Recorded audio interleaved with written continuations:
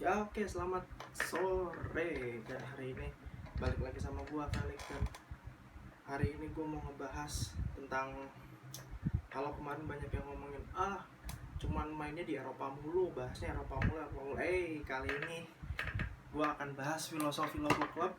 Tapi kali ini bukan dari Eropa, kita akan menyeberang jauh Samudra Atlantik dan jauh ke Amerika. Nah, gua udah dapet 6 klub. 6 klub ini akan gua bahas hari ini. 6 klub itu apa saja? Nah, yang pertama, ini klub dari wilayah Texas, dari negara bagian Texas. Namanya adalah Austin FC. Ya, ini kalau Austin mungkin salah satu tokoh terkenal di sana adalah Stone Cold Steve Austin, pegulat, salah satu pegulat, one of my favorite juga di era attitude eranya WWE. Oke, sekarang langsung ke sini. Kisah terbentuknya Austin dulu FC ya. Austin FC ini terbentuk berawal dari klub Austin Aztecs yang pindah ke Orlando pada tahun 2008 dan akhirnya namanya berganti jadi Orlando City SC. Tapi di bulan Oktober 2017, operator dari Columbus Crew SC, yaitu Record Sport Ventures, mengumumkan niat mereka untuk memindahkan hak franchise MLS Group ke Austin untuk musim 2019. Dan di Oktober 2018, sebuah kelompok berbasis di Ohio yang meliputi Jimmy dan De Hesla mengumumkan niat mereka untuk mengakuisisi Columbus Crew untuk tim support. Dan terjadi kesepakatan antara kedua belah pihak untuk bekerja sama hingga membentuk Austin FC pada tanggal 15 Januari 2019. Nah, karena MLS ini kan liga yang baru berdiri di tahun 90-an akhir. Jadi boleh dibilang kalau klubnya banyak yang itu ya, mungkin klubnya masih di usia belasan tahun ya, beda dengan, karena juga sepak bola kan atau soccer di sana kan populer baru di tahun 90-an akhir, tepatnya setelah tahun 94 ya, setelah Piala Dunia nama mereka mulai menggelora MLS-nya. Karena sebelum tahun 94 Piala Dunia tuh belum ada yang tahu soal sepak bola di Amerika kan, tidak banyak yang, bahkan Amerika pun juga bukan nama besar di percaturan sepak bola dunia saat itu sebelum mereka jadi tuan rumah. Nah, kalau di sini logo Austin FC itu adalah logonya pohon. Kenapa logonya pohon? Nah, filosofinya yang terkandung di sini adalah, nah, pohon itu adalah pohon oak. Dia pohon oak yang bentuknya menyatu, menyilang sebagai tanda kerjasama antara dua pihak. Lalu ada 11 daun. 11 daun itu menandakan bahwa di tim sepak bola, satu tim itu kan berisi 11 orang di lapangan. Kalau 4 akar itu mewakili 4 wilayah di kota Austin, yaitu Austin Utara, Austin Barat, Austin Timur, dan Austin Selatan. Dan ini juga unik, salah satu staff dari Austin FC ini adalah bapaknya si Gio Reyna, yaitu Claudio Reyna. Nah, oke, itu kalau Austin FC. Sekarang kita ke Portland Timbers. Portland Timbers ini kita lihat ya, pada kisahnya adalah di tahun 1975 di bulan Januari, Liga Sepak Bola Amerika Utara menganugerahkan franchise ekspansi ke Portland, Oregon. Sejarah Timbers dimulai di musim semi tahun 1975 sebagai klub ekspansi di Liga Utama Sepak Bola Amerika Utara, yaitu NASL. Di tahun 1975 itu di Soccer Bowl 75, Timbers melaju jauh namun kalah atas Tampa Bay. Soccer Bowl itu mungkin hampir sama kayak Super Bowl ya kalau di di NFL Super Bowl. Jadi itu mungkin event mereka di zaman itu. Kalau sekarang masih populer tetap NFL ya, Super Bowl, event tahunan yang setiap halftime show-nya itu selalu ditampilkan para bintang-bintang top dunia. Oke, nah, sebagai anggota NASL, Portland Timbers menghibur para penggemar melawan beberapa pemain terhebat. Ada Pele, ada Franz Beckenbauer. Dan pada tahun 1977 mereka di masa itu mereka bermain untuk New York Cosmos. Mereka yang memainkan finalnya di Civic Stadium. Oh, bayangin, dan kita lihat squadnya saat itu ya, New York Cosmos, ada Franz Beckenbauer, ada Terry Garbelt, ada Tony Feld, ada Pele, ada Giorgio Chinaglia, ada Steve Hans, Pelatihnya saat itu adalah Edi Firmani. Dan skor itu dimenangkan Cosmos dengan skor akhir 2-1. Nah untuk logonya nih, logo lingkaran itu bermakna kesatuan dan kesempurnaan.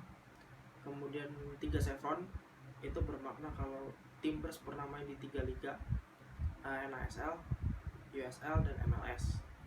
Dan 2 warna dari logonya Portland Timbers itu adalah berwarna ponderasa. Ponderasa itu warna hijau, moss, dan moss itu warna kuning. Itu diambil dari pohon di Oregon. Dan kalau gambar palu itu melambangkan ketahanan, presisi, ambisius, dan optimisme mencapai tujuan, seperti layaknya palu yang bisa memukul paku. Dan perlu kita ingat, Portland adalah kota industri di Pasifik Utara.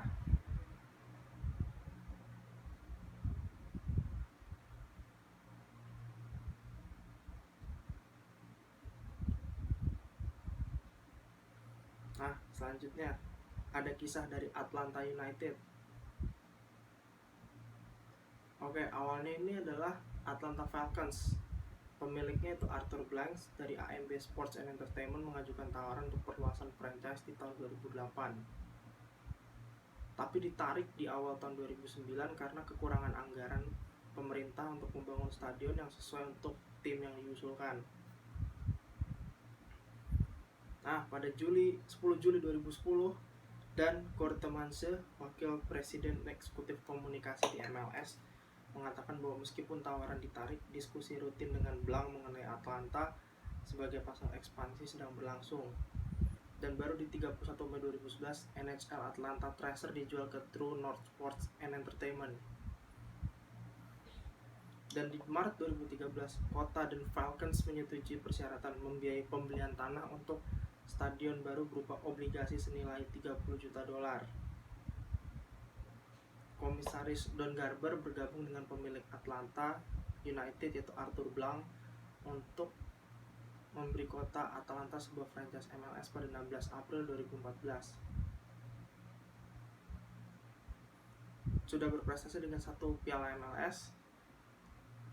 Dan rumit ya kasusnya Atlanta ini, dimulai dari kasus di klub MLB, yaitu kasus baseball, juga kekurangan dana untuk membangun stadion, sponsor, perpindahan lokasi, butuh persetujuan MLS terkait lisensi setelah perluasan ekspansi pasar. Dan kalau nama pemain yang besar di sini ada Brett Guzan, juga Martinez, dan ada Miguel Almiron yang sekarang bermain di Newcastle.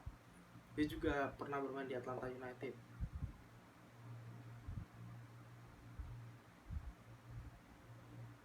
Nah, kita menuju ke agak sedikit jauh, yaitu di Kanada, yaitu Montreal Impact. Ini mereka sudah membentuk logo baru loh, tapi agak mengecewakan sih katanya. Nah, Montreal Impact itu baru melakukan rebranding dan mengganti nama jadi Club de Foot Montreal. Apa sih yang berubah? Ya tadi nama, kemudian slogan dari Tupor Garden diganti dari Draw de Vang. Ikon utama klub bukan Fleur de Lis, tapi kepingan salju warna ice silver kini jadi salah satu warna identitas klub. Dan kalau perlu diketahui, selain bahasa Inggris, ya bahasa utama di Kanada itu adalah bahasa Prancis, karena mereka juga negara bekas koloni Prancis tapi tidak terlalu besar, jadi makanya itu bahasa utamanya tetap bahasa Inggris. Nah, siapa sih dalang di balik perubahan logo itu? Yaitu Justin Kingsley. Dia adalah otak di balik perubahan itu. Dia adalah seorang penulis dan kreatif strategis yang baru saja mendapat jabatan sebagai kreatif direktur klub. Tujuan rebrandingnya adalah membuat klub menjadi unik dari yang lain. Istilah Club de Foot yang bernuansa Prancis belum pernah dipakai di klub lain. Untuk di sini kan ada desain panah. Panah itu terinspirasi dari angkutan kota cepat, yaitu Montreal Metro. Terus beberapa huruf M-nya itu membentuk kepingan salju. Terus masih ada Fleur de Lis yang sebagai lambang kebesaran Prancis. Lalu lingkaran biru ini adalah mewakili perairan yang mengelilingi pulau dan kota Montreal. Impact Black, warna identitas yang menyatukan seluruh elemen klub. Ice Silver, pancaran rembulan di malam musim dingin yang segar, dan Sacre Bleu, warna yang telah menjadi identitas klub berakar pada budaya Prancis. Tapi perubahan ini menimbulkan kekecewaan di kalangan fans yang paling disorot perubahan nama dan pemilihan ikon itu kepingan salju. Chicago Fire 2019 juga kecewa loh fansnya dengan logo barunya, dan mereka akan mengganti logo tersebut tahun depan.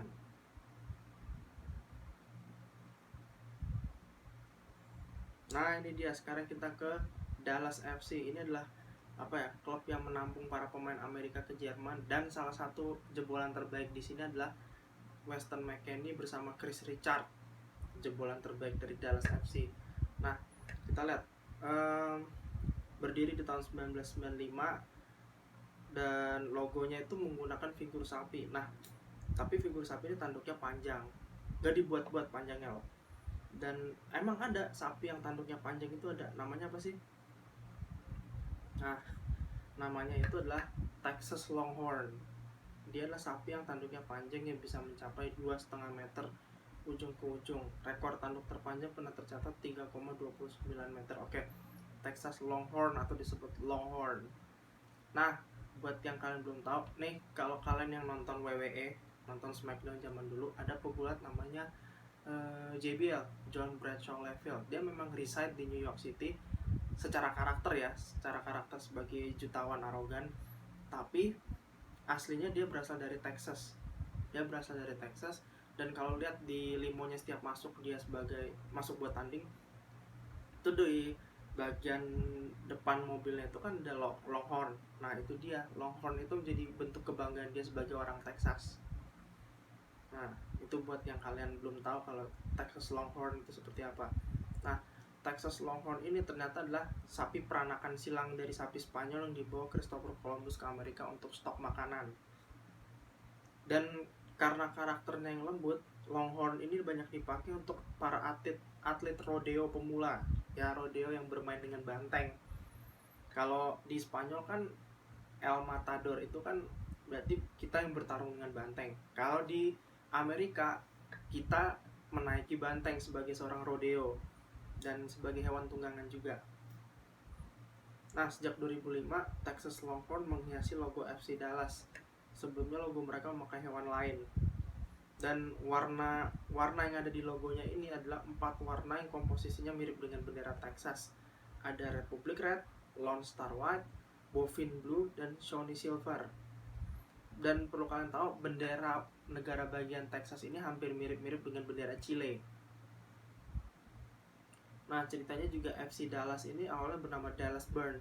Burn itu karena mengacu pada panasnya iklim Texas dan kebakaran dahsyat pada tahun 1860. Nah, kalau perlu kalian tahu, Texas itu salah satu wilayah padang gurun pasir terbesar di Amerika, dan kalau Texas itu sering dijadiin wilayah set-set untuk cowboy, film-film cowboy. Dan logo awalnya pun pakai kuda Mustang. Kuda Mustang itu yang nyemburin api dari mulut sebagai logonya. Tapi logonya dinilai buruk sehingga diganti di tahun 2004.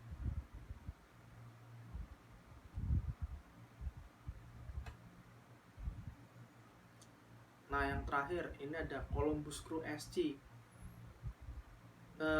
Kalau untuk logo versi pertama yang belum kalian tahu, itu logonya menggunakan 3 sosok buruh, tapi sudah tidak lagi menghiasi logo di Columbus Crew sejak 2014. Dia cuma berganti logo yang lebih simpel. Kita cerita dulu yang logo awalnya ya. Jadi sejak tahun 1996 Columbus Crew menggunakan logo bergambar 3 buruh. Ikon ini menggambarkan budaya kota Columbus yang identik dengan pekerja kerah biru. Nah, jadi gue kasih tau ya, kalau pekerja kerah putih atau bukan white collar crime ya, tapi white collar worker, itu adalah mereka pekerja kantoran. Karena orang-orang yang, ya tau lah kalau orang-orang yang pakai kemeja dengan kerah putih itu lebih identik dengan orang-orang kantor. Sedangkan pekerja kerah biru itu lebih banyak sebagai buruh kasar, buruh pabrik, dan buruh di industri. Jadi kalau kalian lihat di film-film, biasanya kan seragam para pekerja pabrik itu kan selalu berwarna biru kerahnya, yaitu itu yang mendapat panggilan sebagai pekerja kerah biru karena mereka kerja di wilayah pabrik, buruh industri. Dan tapi hampir 2 dekade Columbus sudah berkembang pesat. Jadi mereka bukan lagi kota yang penuh dengan industri pabrik, tapi juga mewakili kota dengan kelas pekerja yang beragam. Menjawab tantangan yang ada, Columbus Crew melakukan rebranding dan memperkenalkan identitas visual baru mereka. Perancangannya melibatkan beberapa pihak. Ada Adidas yang bisa dibilang jadi official sponsor semua klub MLS. Terus ada MLS Marketing Department, ada Creative Service and Marketing Division dari Columbus Crew staff. Fans dilibatkan juga, dan whole brand kreatif dari Brand and Design Studio. Perisai dari logo sebelumnya 96 menunjukkan tahun berdirinya klub. Garis diagonal itu lambang pertumbuhan, 9 garisnya pun mewakili 9 klub pendiri MLS selain Columbus.